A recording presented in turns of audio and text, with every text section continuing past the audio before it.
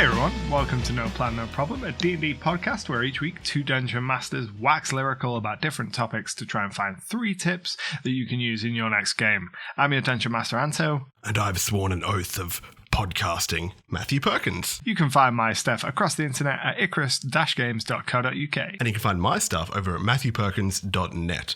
So, Anto, today I want to have a little bit of chat with you. I want to chat about our big holy boys, Paladins. Are you ready? Oh yeah, I love those holy boys. So a Paladin is a character class in Dungeons & Dragons. A Paladin typically derives their power from some kind of special oath. They swear an oath to devotion, to retribution, to justice, but they're also typically a holy warrior.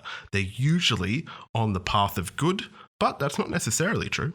They're kind of a caster. They're like a half caster or a 1/3 caster, sometimes that's called, because they're wearing heavy armor with a big shield and a weapon, but they're also smiting people. So when they hit with a melee attack, they channel the power of their oath, of their holy mission into that attack, and they do massive damage. They typically do a lot of damage to undead. They're typically kind of preachy. But Anto, who's going to help us find our first tip about the Paladin? So the quest for our first tip takes us to r/D&D, and the user for this has actually been deleted, so we're never going to know who asked this. Oh, no. But they say, I have a player in my campaign who for roleplay reasons is unable to officially take an oath. His character just isn't able to commit yet. Can a Paladin continue past level 2 without taking an oath, or will they have to multiclass elsewhere until they're ready? Well, by default, I'm going to say, yes, the player can play a Paladin, right? Yeah. And it's just our job now to work out how to justify that. Yeah. But Anto, what reasons can you think why a character might not be able to swear an oath? Maybe this person's actually saying that, like, hey, mate, our campaign is in the tundra and there's nobody around to hear his oath. If a Paladin swears an oath in the forest, does it make a sound? That's actually kind of a good point. Like, it could be a situation where if you were in a place where you're kind of cut off from the gods, if you take the Paladin as this holy warrior that draws their power from the gods, if that link can't exist, can they get their power? Man, oh, dude, I hate the idea of, like, the holy warrior being necessary here because why? It's fine. The fighter's out there just literally curb stomping people. He didn't have to swear an oath. Yeah. You know, where does he get his power to trip people and then bloody shield bunt them off a cliff, you know, with their 5 attacks? Did he have to swear an oath to get that? No. He's just super cool, and he decided that his character could do that. Paladins should be able to do the same thing. I think in terms of what this deleted mystery person is trying to get to, if the character isn't able to commit to their oath, then the question comes to the why. You know, is it that they're being prevented from being able to do it? Is an external force keeping them from doing it? Or is it their own inner turmoil? So if an external force is keeping them from doing it, say they exist in a world where the link to the gods or whatever is severed, then I would say, probably you could go with having them multi-class or take the levels in Paladin but not get all their powers because there's a juicy roleplay reason behind it. You're like, oh, you know, I'm cut off. My personal goal is to try and re-establish that link. But if it's a case of they themselves aren't ready to commit, then I think exactly the same. If their character isn't ready to commit to the oath, that, again, is a juicy roleplay thing that not letting them have access to all their abilities, their character has kind of got to live almost with, like, the shame of being like, well, I'm not as powerful as I could be because I can't commit to this. I know that if I did, I'd get access to the power, but I can't. And then the next time something comes up, like in a combat, where their powers might have been really beneficial, they're going to have to wrestle with the fact that their indecisiveness or their apprehension of taking this oath potentially got people killed. Oh man, hey, I'm firing up. I'm angry. I'm swearing an oath of player representation here. Because what you're saying is that this this hypothetical deleted dungeon master who clearly got smote by their paladin, this dungeon master is punishing that player. And there's only two reasons in their mind that they would be punishing the player from this hypothetical. It's either the players physically can't get to a place where it would satisfy the dungeon master's criteria for swearing an official oath, in which case that is the dungeon master punishing the player for the dungeon master's decisions to have the campaign in this situation. Yeah. Or it's the player not playing a character that is not willing to swear an oath or not in a place mentally or emotionally to be able to swear an oath, in which case that's the dungeon master punishing the player for having some real juicy role-playing, when instead you should be rewarding that kind of character conflict. If somebody brings that kind of nuanced, big paladin smitey boy, you got to give them his energy. Give him his shield, give him his hammer, give him his smitey energy, please. But sometimes the way you reward the big, juicy roleplay is by punishing the players. And I mean, you do this with the players' understanding and consent, but you say to them, look, you say you want this character to not be able to commit to your oath for character reasons. They're physically capable of taking the oath, but for whatever emotional reason, they're not ready to take it. So we're cool with that. It's just going to mean you're not going to get access to this group of abilities until you are ready. And then you work with the player to find out, to work through whatever it is that character is going through and figure out what they need to do to get themselves to a point where they are ready. But don't be afraid to kind of punish it in a juicy way. Like I say, if they end up in a combat where their abilities would have been beneficial, are they then going to swear the oath there and then? Is that the thing that's going to drive them to be like, right, okay, I have to be ready for this now because my friends are in danger? Or are they going to carry on being apprehensive and then potentially watch friends die because they can't make the commitment to their oath? In this instance, the Dungeon Master's talking about, should I make them multi-class when they level up, which would kind of suck. I'm not against withholding the power for a dramatic moment, as long as you're not just like blue balling this holy smitey boy for no reason. I guess the answer is maybe. The answer is maybe. Like, I wouldn't force the player to multi-class. So if they approached me with this potential problem, I'd say, well, we can do it a couple of ways. Multi-classing is an option if you want to take a couple levels in fighter or something else as you're working through this stuff from a roleplay perspective. That's cool. But if you want to make sure you're continuing to gain levels in Paladin, you're just not getting access to the abilities yet, then once you are ready to commit to the oath, we'll flick the switch and you'll suddenly have all of the power that you've not had. It might be level 5 or 6 and you've suddenly gone from basically being a slightly worse fighter to just having all of this Paladin power at your fingertips. I have my reservations about that, but I don't hate it outright. And I think the only kind of, and I'll do this in the rarest circumstances, but I would even say to the player, make it explicit, look, you are not ruining your character. If you want to do this, it's voluntary. If you want to opt out of these abilities, we will get them back within the next 1 level. Within the next 2 levels, you will unlock everything, okay? Yeah. Just try and have fun with it, and I'll make sure that this works out for the party. Don't worry, I'm not going to punish you for this, because I never punish the players. The tip here would probably be only ever punish a player if that's what they want. Because for some players, that kind of like role-playing punishment, that kind of turmoil is the juice that they want. But it should only ever come from them actively wanting it and them understanding as a player the full picture of what they're signing up for. So if they come to you and they say, I want to play a character who is in some way mechanically disadvantaged, you say, absolutely, that's fine. There will be consequences, and make sure the player understands the consequences, even if the character wouldn't necessarily understand them all, so that the player can make an informed choice and say, yes, that is the kind of sandbox in which I want to roleplay and deal with these problems, even though I know I'm going to be at a disadvantage. When they say, yes, Dungeon Daddy, that is my thing. Yeah. Hey, should we roll for sponsorship? Let's do this thing.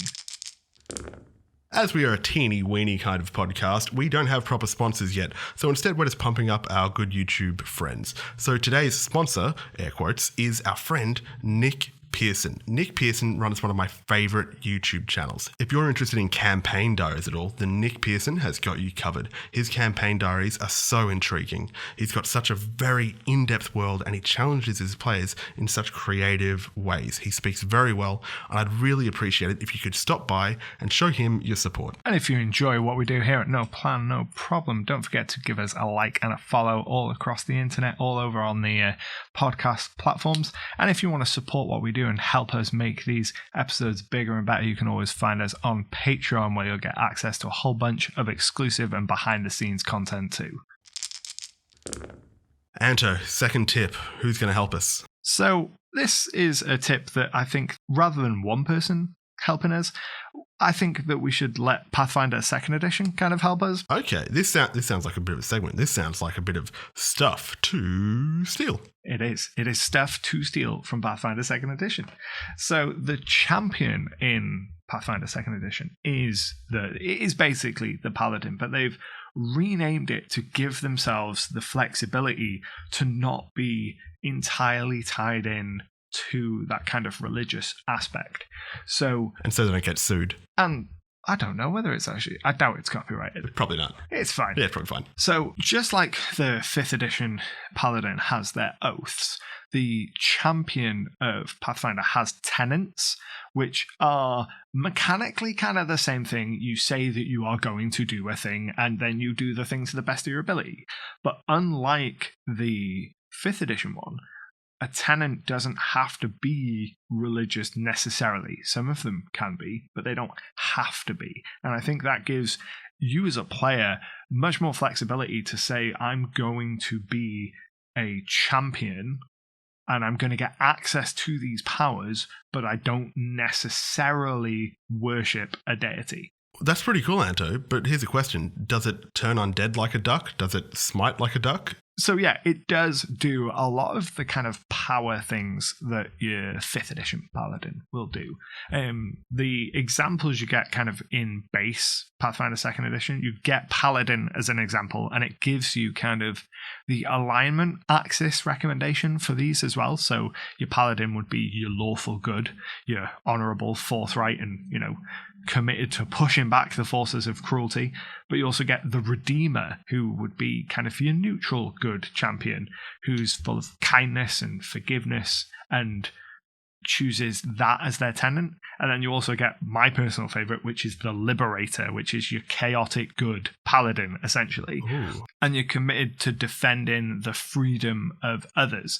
And that's one of the things I quite like about the champion as opposed to the paladin. I think the paladin in 5th edition presents this kind of, you are going to be really speaking, a lawful good character, or you're going to be an oathbreaker paladin.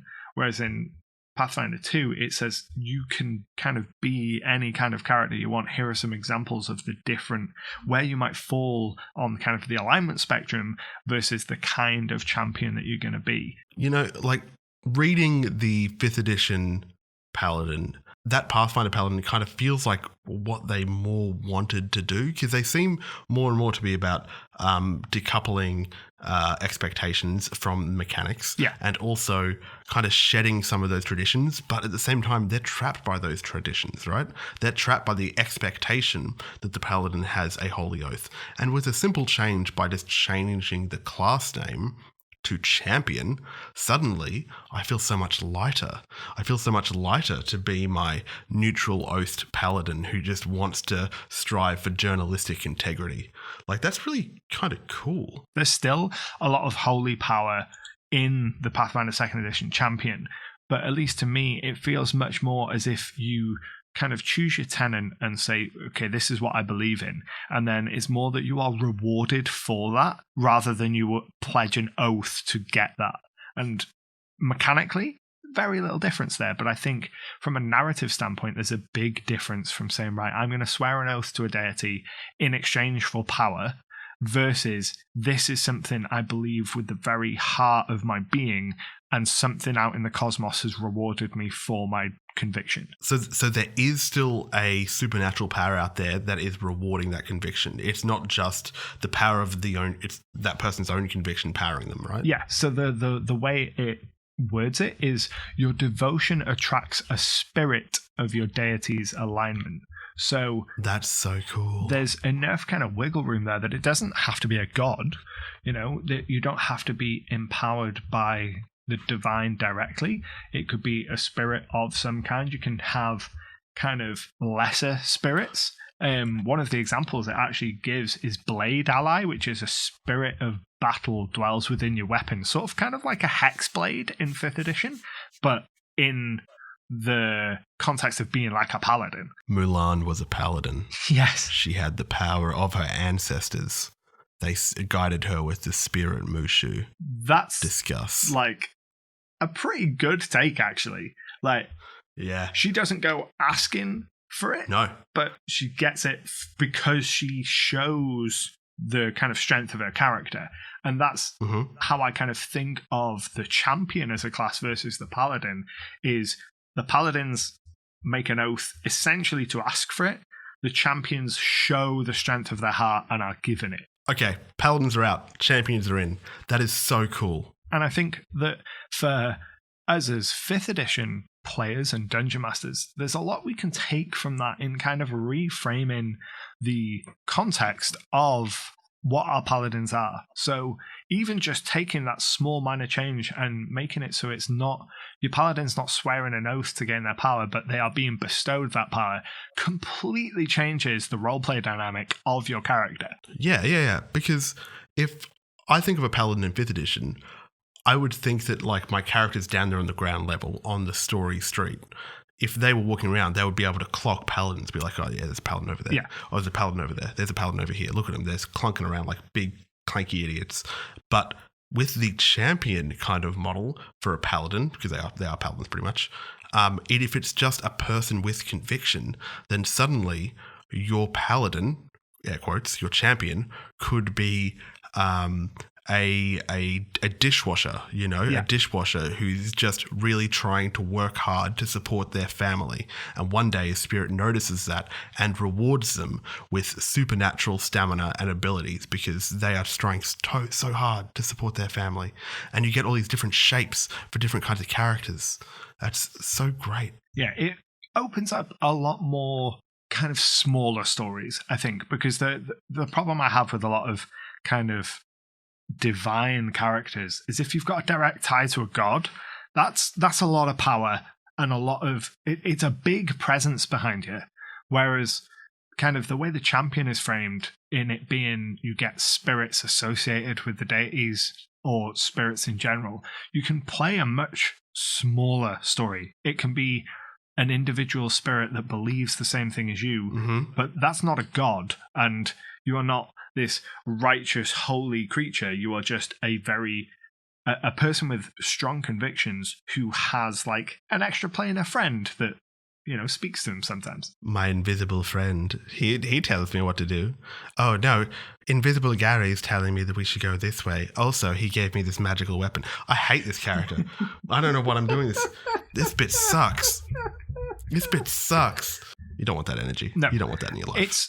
And in terms of smite, like the champion gets a smite ability, but they don't get it until 9th level. Ooh, that's late. So it kind of represents that you've been on this road for a while and you are now kind of attracting the attention of more powerful beings, or the being that has given you these powers is more invested in you now. So you're getting access to these more powerful things later on, rather than hitting 3rd level and the god being like, yeah, you're cool, I'm going to give you this really good power even though you've only been doing this for like 2 weeks. Okay, can I sum up the tip for this one? I think I got it. Do it. So what you want to do is decouple the paladin from their holy kind of background and instead marry it with a little bit of that warlock juice. So instead of having a god be your paladin's patron, air quotes, instead you want it to have just be some kind of spirit that is attracted to the paladin's conviction. So the paladin is powering themselves pretty much by the power of their own conviction. Yes. Hey everybody, it's Matt from the editing room. I'm just popping in to say that this next point that we talk about does involve a hypothetical involving some violence against children. So if that is one of your things that you don't like to hear about, makes you a bit uncomfortable, no problem. Hey, just skip to the next episode. Thank you so much for listening, but everybody else, let's get back to it. Now, Anto, on the quest to find our third tip, we have this adventurer Desmod EU. I'm guessing he's European. He's one of your mates. And he says, or they, or she, says, our mage was able to determine that using a corpse to disrupt the big bad guy's ritual would strip him of his power. So our dear paladin actually murdered one of the children from the ritual. Oh God, murdered one of the children from the ritual and used the corpse to taint that ritual. Well, most people around the table decided that this is kind of a dick move and that he broke his paladin code and now he should be considered a fallen paladin. But he justified that using this little loophole, he actually protected people, the people that he loves, and he fought evil as a paladin should. And if he didn't do that, then many more of his people would have died. So by choosing between the two evils and choosing the lesser one, he actually didn't betray his oath. So as you can imagine, there was arguing. So we decided to break and try and provide an answer. So who can say who was right? Ooh, that is juicy. I love a moral quandary. You do. You're always challenging me with those morals. Immediately, the thing I'm thinking here is who is deciding kind of what is good and what is not good. So it comes down to that. Is there an objective good or is it good from a certain point of view? Because if there's an objective good, then all you have to do is decide whether killing a child in any context is outside of that objective good, in which case paladin bad, paladin lose power. If the good is more of a personal ideal of good, then if that paladin's god is all about fighting evil and preventing evil and all that stuff, and the paladin could reasonably argue that yes, the net sum of evil stopped is greater by me killing this child versus stopping this ritual, then perhaps their god wouldn't strip them of their power because they have done more good. Look, but in the vein of like looking at oaths as separated from gods and morality, right? If we say, did killing that child or doing that evil deed, let's even say that it was objectively a very evil deed that they did. Yeah. That's not in question. So they did something objectively evil, no matter what it was. Is that enough to strip their powers? And I would say, well, it depends if it broke their oath. If their oath was to not kill children, then that might break their oath. But what if their oath was justice, or their oath was vengeance? Is their quest for vengeance against this enemy stronger than their compassion for this child? Then maybe that wouldn't betray their oath. Maybe that wouldn't break them. Let me hit you. Let me hit you with this counterpoint, though. What if their oath says you have to protect children? And in doing this, in killing this one child, they could categorically prove that they had protected more children, like more than one child, by preventing this ritual. Say this ritual is going to blow up an orphanage, and they can say trolley problem. Yeah, trolley. I can't even say it. Trolley problem. And they've trolley lollied problemed this thing. Like, okay. Here's my question for you. How big was the font on that part of the oath? Did it have like a little asterisk next to it and it was kind of like down the bottom, or was it right up there in the big boy 12-point bold? Now, in terms of this specific example, I don't think any of the oaths specifically mention children, so I don't think you're going to break the letter of the oath by doing this. Did anybody write it down? I mean, if no one wrote it down, did it happen? Sounds like there's no paper trail. Exactly. It sounds like this paladin can do whatever. I'm free, baby. I can do whatever I want. I'm going to smite everybody. Watch out, world. I think it comes down to, as well, you've got to think about the being, the deity or whatever that's granting power to that paladin, and think about how they would view it, because it doesn't really matter how the rest of the world views it, or how, to a degree, how the paladin views it. It comes down to if you're going to make them a fallen paladin and break that connection with them, the creature that decides that is the deity or whatever. So you've got to think about that deity and think, well, how would they view it on a cosmic scale? Is this one act of evil in pursuit of a greater good justifiable? Or are they more like a Captain America style where they're like, we do not justify any evil act in pursuit of good? Captain America is also a paladin. So that is kind of interesting. And that kind of comes back to what you're talking about earlier. Is there subjective or objective good, right? Mm-hmm. And in game terms, I would say that if you were thinking of it as, yes, there is an objective good, then the dungeon master is the arbitrator of that objective good. Yes. What you decide is good is the objective good. But if you go, it's subjective good, then suddenly you've got a little bit more wiggle room. If it's subjective good, you could give the final word to the player where they can decide what is good or evil for their character from their perspective. Mm-hmm. Or you could kind of open it up like this table seems to have done in this prompt, in this little tip. You could open it up as a kind of democratic good, where the players are all going, I think that was a dick move. I think that was okay. I think that was evil.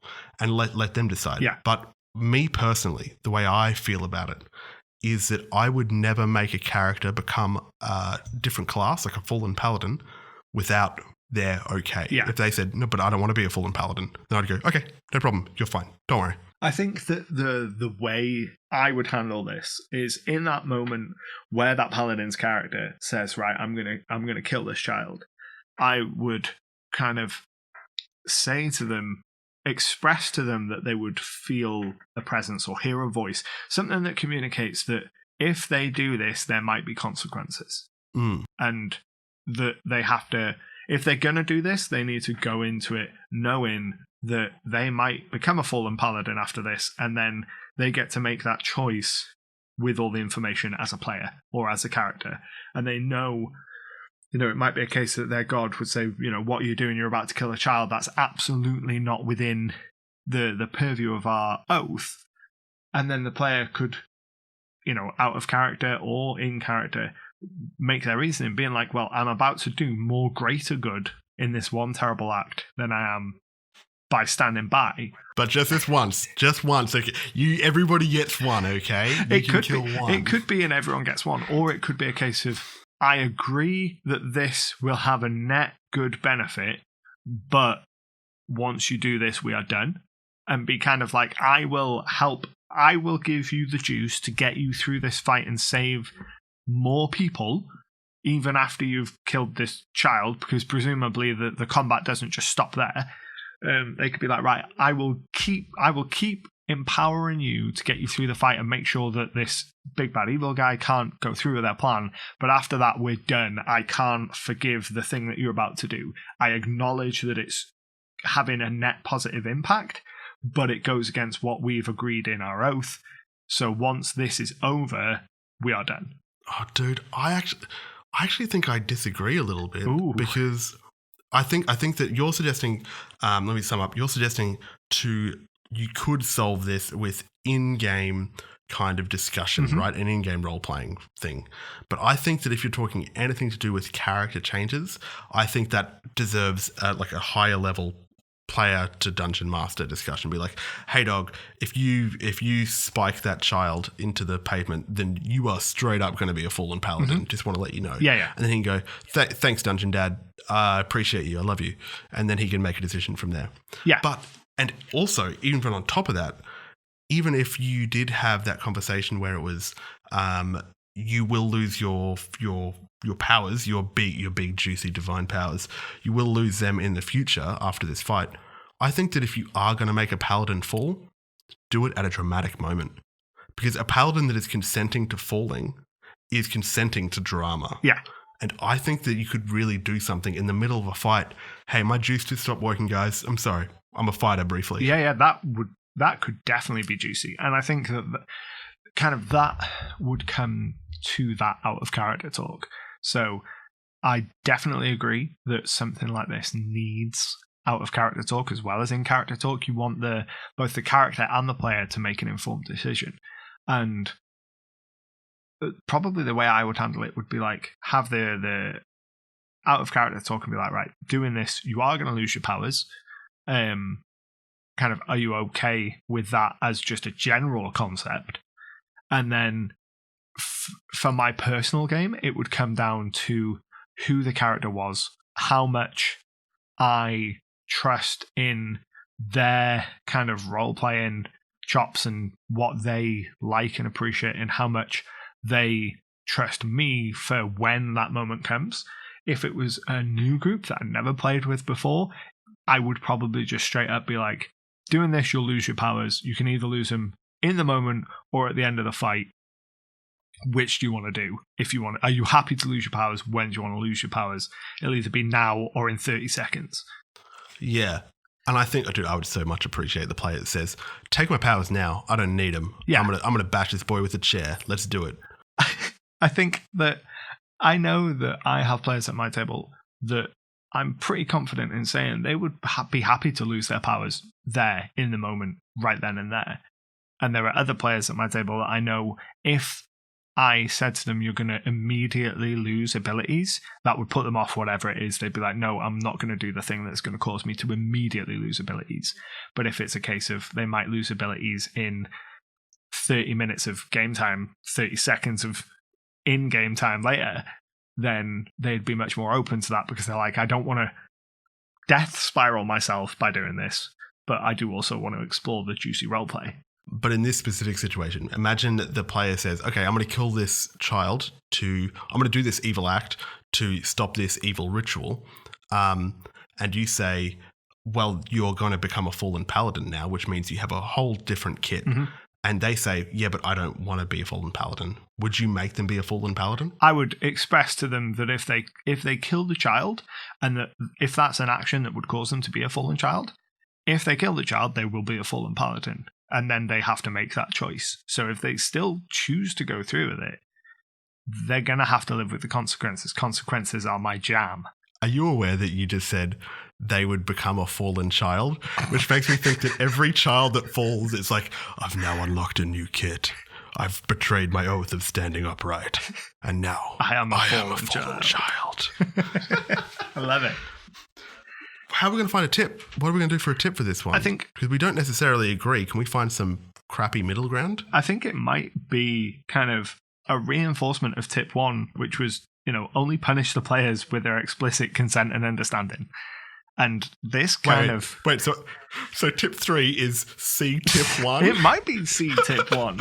Okay, because I'm okay with that. We can do that. I think it might be tip 3 might be tip 1, because a lot of the juice that comes from a paladin is kind of that risk of being a fallen paladin. And I think it bears a double repeating that if you're going to do that, just make sure that the player and the characters are fully aware of what they're signing up for. And if they're up for it, then take away all their toys. Yeah. And do you know what? You also lose your armor. Shouldn't have killed that kid. Hey, we did a great podcast, I think, baby. Yeah. Do you remember what the tips are? Do you remember what they are? Well, the tip 1 and 3 would be only punish the players for their explicit consent and understanding. And then our second tip is to kind of decouple the deity side of things from the paladin and make it less an element of the paladin going, I'm going to make an oath to get this power, and more, I'm going to show my strength of heart and virtue and be granted this power by something similar to how the champion does it from Pathfinder 2nd edition. Very well done. Good remembering. Hey, everybody. Thanks for listening. My name is Matthew Perkins. You can find my stuff over at matthewperkins.net. And my name is Anto, and you can find my stuff at icarus-games.co.uk. Don't forget to like and subscribe or whatever to No Plan No Problem. This song playing us out right now is called All Together by a band called House Hats. And this has been No Plan No Problem. Thanks for listening. Yeah, much love. See you soon. I'm alright.